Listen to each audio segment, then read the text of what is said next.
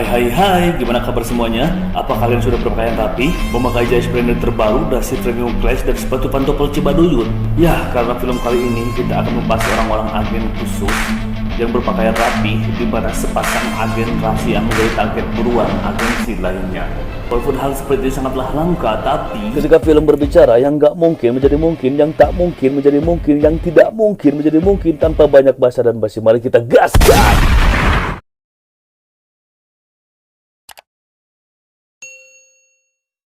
Film diawali dengan seorang agen CIA yang bernama Scott menemukan dirinya di penjara rahasia milik CIA.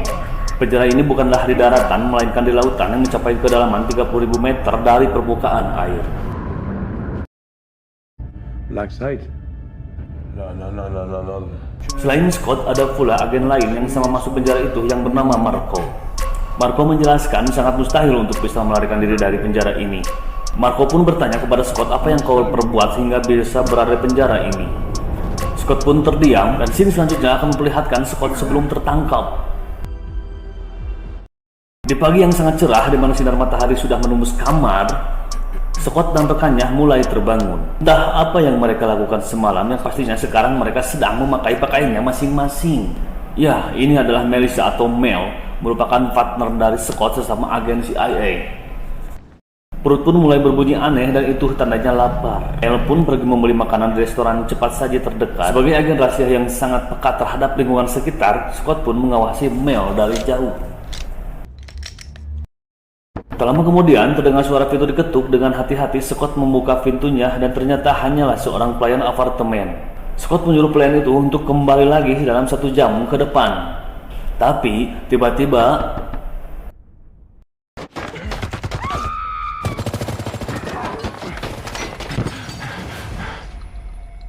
Scott langsung diperondong dengan assault rifle atau senapan serbu milik dari beberapa orang yang tak dikenal.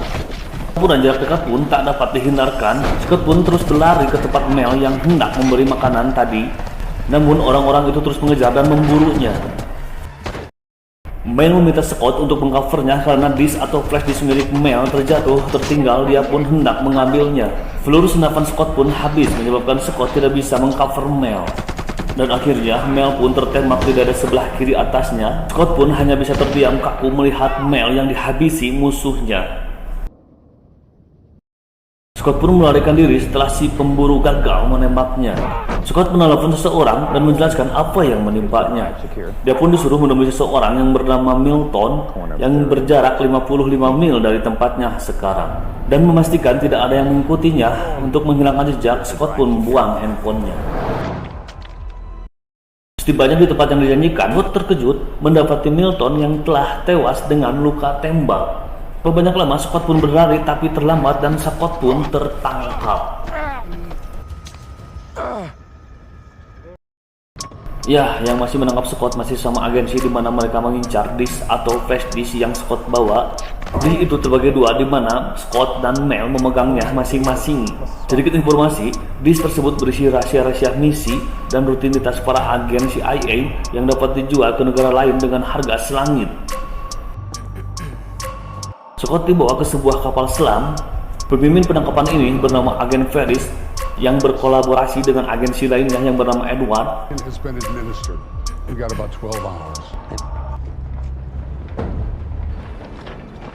I wasn't aware of another pickup. Last minute. Setelah 12 jam Scott yang pingsan terbangun. Subject away. Dan dia pun langsung digiring ke ruang interogasi. Agen Ferris mulai menginterogasinya dengan menanyakan di mana disembunyikannya disk tersebut. Agen Ferris yang menyadari bahwa Scott sangatlah terlatih dengan kondisi seperti ini, akhirnya dia menyuruh anak buahnya untuk melukai mata sebelah kanan Scott dengan cara menusuk dengan jarum. Gertakan Agen Ferris tidak berhasil terhadap Scott.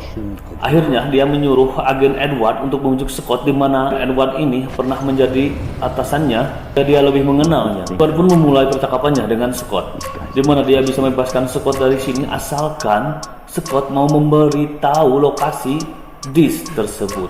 Edward pun menjelaskan bahwa Agen Ferris adalah orang jahat yang bisa saja menyiksanya sampai mati. Hey Ed, clock's ticking. Waktunya habis untuk Edward. Dia tidak berhasil membujuk Scott. Edward menjelaskan kepada Ferris dengan berbohong bahwa Scott akan memberitahu lokasinya, namun di sini untuk lokasi disk 2 bukan disk 1. Ferris pun marah karena interogasi Edward untuk lokasi disk 1. Tanpa banyak basa dan basi, Edward pun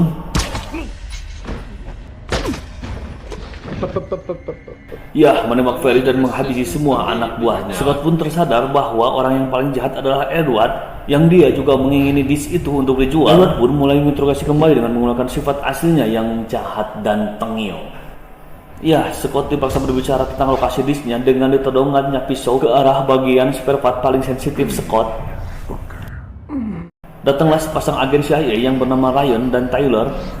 Ketika membuka pintu, anak buah Edward langsung menembaknya dan Ryan pun tertembak di tangannya. Memanfaatkan kegaduhan di luar, Scott dengan skill melepaskan tangan dari borgolnya. Scott pun mampu meloloskan diri. Scott yang berhasil meloloskan diri dari ruang interogasi tertangkap oleh agen Tyler dan Ryan. Scott pun menjelaskan bahwa dia orang baik. I'm not the enemy here. Jangan mempercayai Edward karena dia adalah penjahat yang sesungguhnya. Setelah panjang dan lebar, Scott menjelaskan, akhirnya Tyler dan Ryan pun mempercayainya. Di sini ini mereka pun bergegas ke ruang kontrol dan sesampainya di sana ruang itu sepi.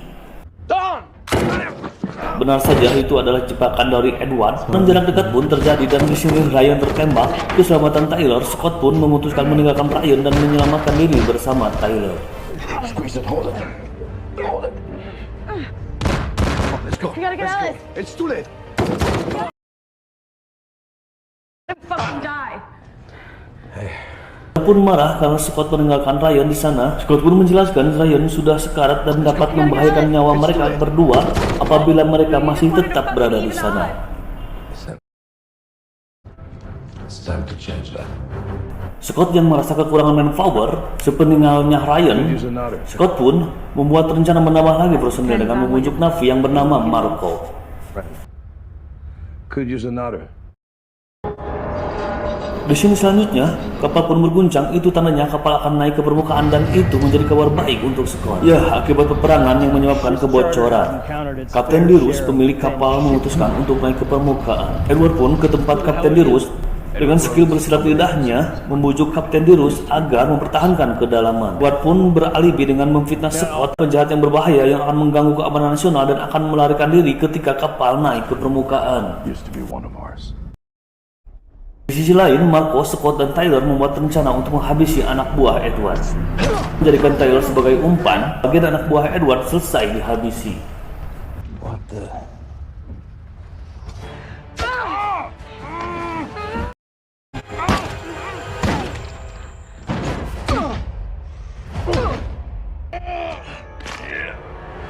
Berikutnya, Scott menjadi umpan di mana berpura-pura telah tertangkap dan menjadi sandera.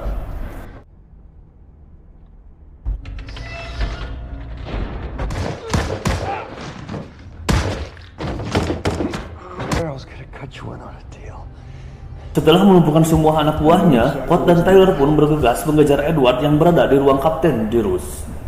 It's not looking good. Scott meyakinkan Kapten Dirus bahwa Edwardlah penjahat yang sesungguhnya. 2 minutes. Edward pun meyakinkan Kapten Dirus Scottlah penjahatnya. Akhirnya Kapten Dirus meminta Scott dan Edward memberikan senjatanya. Ketika Kapten Dirus hendak mengambil senjata Edward, Really quickly. Edward menyandra Kapten Dirus dan menyuruh semua yang ada di sana untuk melepaskan senjatanya. Lain, markas besar agensi mengirimkan para bantuannya untuk mengamankan kapal selam Kapten Dirus. Alangkah terkejutnya Scott ketika Mel datang, di mana bukannya Mel sudah tewas. Ternyata Mel bersekutu dengan Edward. Mel menjual disknya dengan alasan bekal untuk masa tuanya, dan ini adalah kesempatan yang tak boleh dilewatkan. Edward pun menyuruh Mel menghabisi Scott, dan kegaduhan pun terjadi. Give me a word. She lives.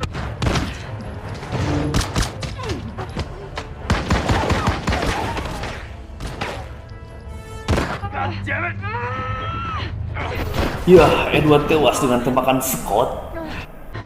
Scott dan Tyler pun mengejar Mel yang hendak melarikan diri.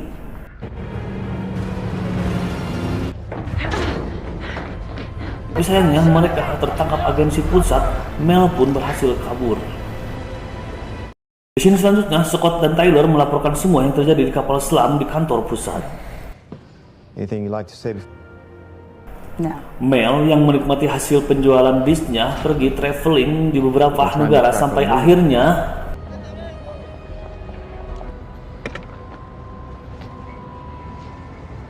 Fuck off. ya terbunuh Marco dan film pun berakhir. How's it going?